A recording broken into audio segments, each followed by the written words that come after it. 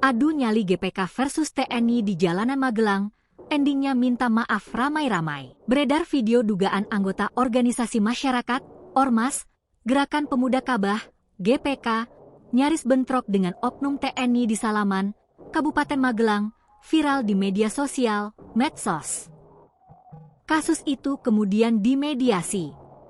Video tersebut salah satunya diunggah dalam akun Instagram Info Komando Official. Ada dua video yang menampilkan gesekan antara anggota TNI dan Ormas GPK.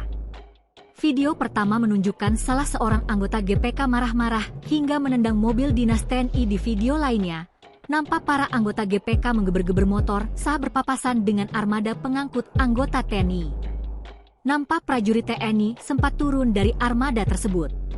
Mereka mendatangi anggota Ormas yang terus menggeber motornya hingga menimbulkan suara bising dan asap pekat.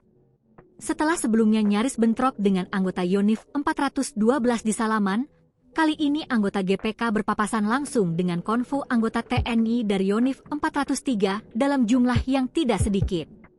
Dengan menggeber dua knalpot, tindakan anggota GPK tersebut memancing reaksi anggota TNI yang ada di dalam truk untuk turun dan menyekat langsung rombongan GPK yang melintas, tulis akun Instagram Info Komando Official.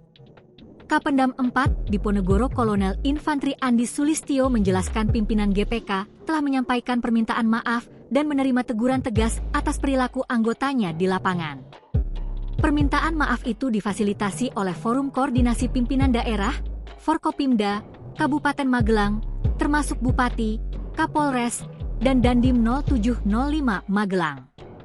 Kolonel Andi menegaskan tindakan konvo liar dan arogansi di jalan raya bukan hanya mengganggu aparat, tetapi juga masyarakat umum. Dia berharap peristiwa serupa tidak terulang. Download Tribun X sekarang, menghadirkan lokal menjadi Indonesia.